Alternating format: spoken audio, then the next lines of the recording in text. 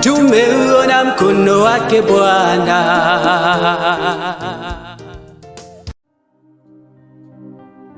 Madame, Monsieur, bonsoir. C'est vendredi. Bienvenue à votre programme US et les vendredis.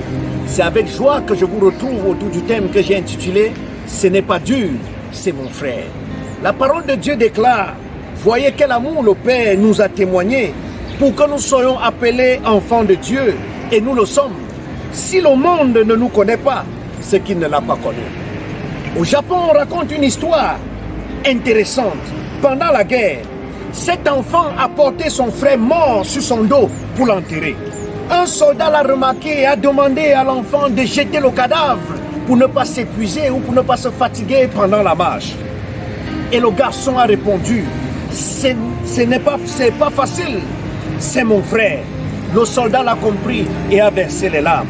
Depuis, cette image est devenue un symbole d'unité au Japon. Je suis surpris que partout dans le monde, que ce symbole ne soit qu'un simple slogan.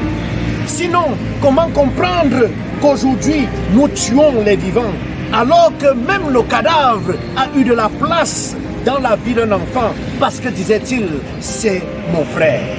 Si ce symbole est pris au sérieux, beaucoup n'allaient pas développer la sorcellerie sur leur prochain. Il y en a qui gâchent la vie sans sentiment de leurs frères par des pratiques occultes. D'autres, pour s'enrichir, font des sacrifices, des vies.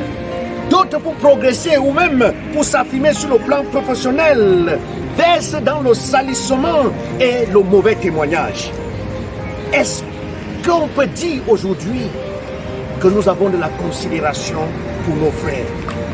Est-ce que dire qu'il y a d'autres qui se proposent de coucher avec leurs collaborateurs ou collaboratrices en vue d'une promotion, c'est mal fait?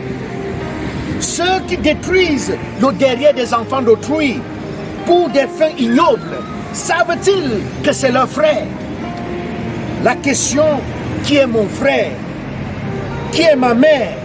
De Jésus n'a plus de valeur à nos yeux. Nous trouvons dans Marc chapitre 3, le verset 33. Au lieu de détruire la vie de ton frère, au lieu d'exposer les faiblesses de ton mari ou de ton épouse, au lieu d'exposer la vie de tes enfants, au lieu de les livrer en spectacle aux voisins, que cela désormais soit notre devise. Ce n'est pas dur, c'est mon frère. Ce n'est pas dur, c'est mon mari. Je l'aime, c'est mon frère. S'il tombe, je vais le relever. S'il tombe, je vais la relever. Même si tu es fatigué, aide-le. Et s'il a tort, accorde-lui ton pardon.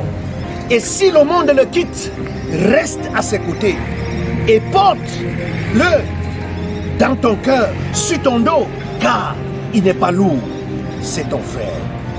Oh, nous l'avons vu tout à l'heure dans le livre de 1 Jean chapitre 3, le verset 1.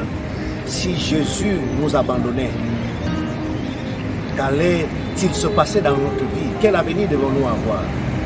Je prie que l'Éternel te bénisse. Peut-être en ce moment, il est difficile pour toi de porter l'autre, parce que peut-être il pèse. Tu étais sur le point d'abandonner. Je prie que l'Éternel te donne la force. Seigneur, donne la force à ton enfant de tenir bon, parce qu'il rendra compte. Donne-nous d'intégrer en nous que c'est notre frère et aide-nous à ne pas détruire la vie des autres. N'oublie pas, tu n'as pas d'excuse, c'est ton frère. Et la parole de Dieu le déclare. Il est écrit, supportez-vous les uns les autres.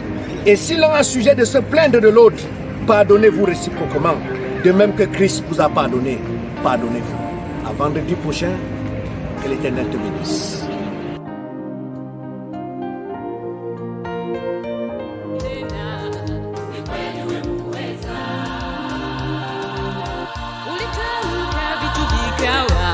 Neno tulatosha, ukisema umetenda.